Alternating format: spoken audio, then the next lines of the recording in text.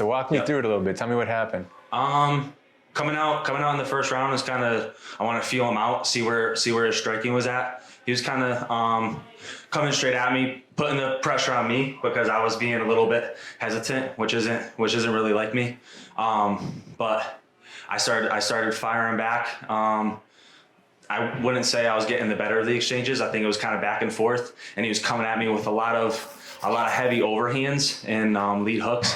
So I was shelling up really high, and then I noticed like he was crashing really heavy, and I started hearing my corner call out for a double. So I set it up. I waited for him to blast in, and I got I got a body lock takedown to start. I finished out the first round like that, and I realized I'm a lot stronger than this guy in the wrestling, so let's just play where I'm strong. Second round, again, I came out, I wanted to exchange a little bit, and when I didn't like what was going on or the shots were getting a little heavy, same thing, just set up the takedown, and kind of wore him down a little bit. Third round, I played around again, and coach yelled at me like, let's be smart here, let's take the fight where we need to and finish, and that's what I did. Was that kind of your plan, to feel him out and then decide what you were going to do? No, I wanted to strike a little bit more, but I didn't expect the cage to be that tight. So it played better into wrestling. I wasn't going to play that game with him. Like, he had enough power to put me on notice. So I had to respect that. Yeah, it is a small cage here, huh? How do you like that? I didn't mind it for the wrestling. Like, there was nowhere to go when I decided I wanted to initiate. As soon as I shot in on the double, we hit the cage immediately, and it's a lot easier to finish a double when the guy's back's against the cage and he has no footing. Talk to me about your fight camp a little bit. Was it mostly you focusing on striking? Everywhere, every aspect of the game, but just the highest pace with a room full of dogs, like those are the nights you dread but love at the same time, and it paid off. Like, not that they were long rounds, but I went through 3 rounds. It was like the entire time I was just there. I was ready to keep going and firing whenever I needed to.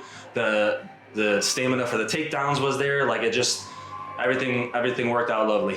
It seemed like you were landing some pretty heavy hits until the end of the fight. Were you happy with that? How did that feel? Oh yeah, the power output was there the entire time. I just wasn't, I get excited for those types of exchanges, but it's risky. And I'm not too smart, but my head coach is, my other coaches are. So when I hear them yelling out stuff, it's probably for my own benefit. So I finally listened for once and did what I was told, and it paid off. And was there ever a point where you thought you might get the stoppage? Yes. So at the end of the first round, I had half guard on top, and I was just raining down heavy shots. And the ref came in and he was like, "You better do something. You better do something." And I was firing too heavy off the top, and I let up pressure on the bottom, and he was able to slip out. But hey, it's a win's a win. Yeah.